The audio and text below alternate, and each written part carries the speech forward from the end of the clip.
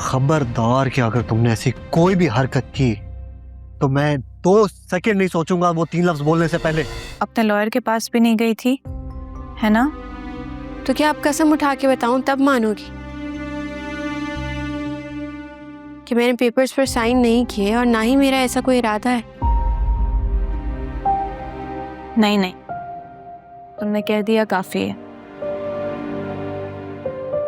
शुक्र अल्लाह का, वरना मैंने तो सुबह से टेंशन में कुछ खाया पिया भी नहीं। तुमने मुझे क्या इतना कमजोर समझा हुआ है? जो चाहेगा अपनी मर्जी के फैसले करवा लेगा। यानी एक बात पूछूं? अगर ज़ावियार के मुतालिक है तो मत पूछना। तुम बैठो ना, मैं चाय लेकर आती हूँ तुम्हारे लिए।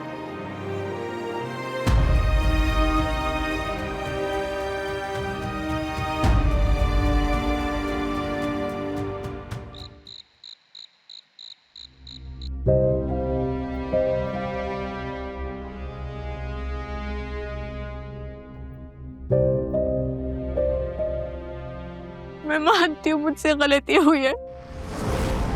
गलती नहीं, गुनाह। मेरे बेटे की जिंदगी में आने का गुनाह। और अगर उसे तुमसे दूर करने का यही तरीका है तो यही सही। क्या कह रहे हैं आप? ऐसा नहीं कर सकते, इतने जालिम नहीं है आप। प्लीज ऐसा नहीं करे, वो मर जाएगा मेरे बगैर।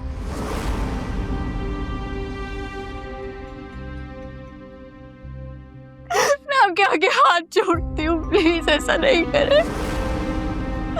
प्लीज हम दोनों को इस तरह अलग नहीं करें। हम दोनों एक दूसरे के बगैर नहीं रह सकते। आप सर्जरी में डिले ला रहे, प्लीज इस तरह नहीं कर। वक्त निकल रहा है, प्लीज मेरी बात मान ली। ये बातें करने का वक्त नहीं है।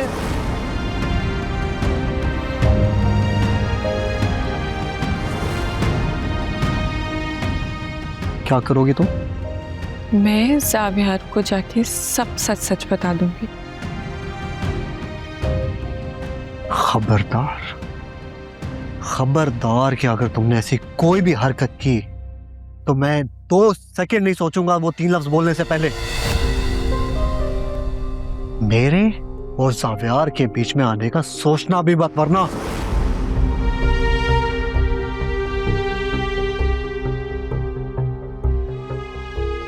ये तो मैं जानती थी कि आज के दौर में रिश्तों में से खुलूस नामी चीज़ मिट चुकी है, लेकिन ये नहीं जानती थी कि कोई बाप अपने बेटे को इस हद तक हर्ट कर सकता है।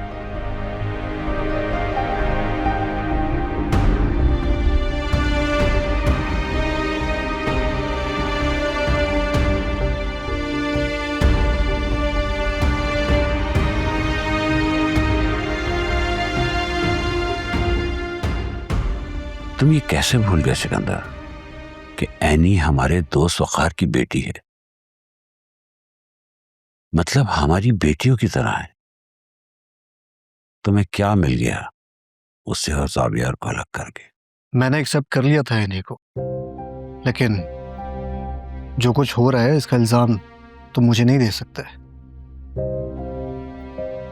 इसकी जिम्मेदार एनी खुद है। वो खुद पसंद और सेल्फिश लड़की है जिसे ना घर की इज्जत की परवाह है ना ससुराल की इज्जत की। एनी ने तुम्हारी परवरिश की भी इज्जत नहीं रखी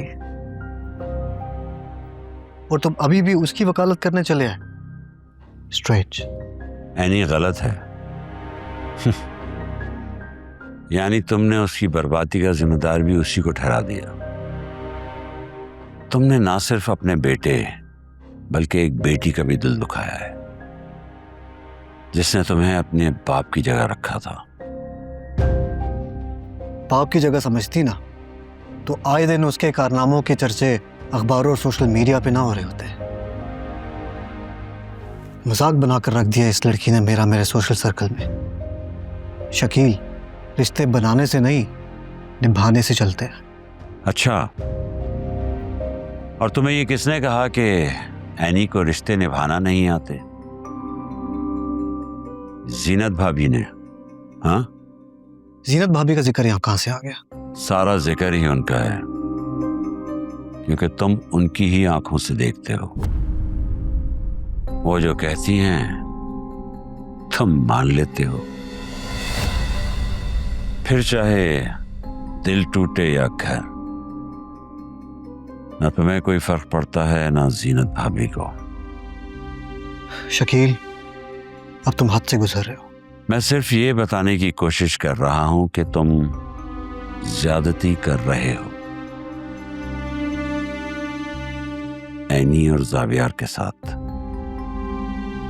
जीनत भाभी एनी को पसंद नहीं करती, ये मैं जानता था, लेकिन इस हद तक इसका मुझे अंदाजा नहीं था कि वो बात खुला की करने पहुंच गई और तुमने रोका तक नहीं।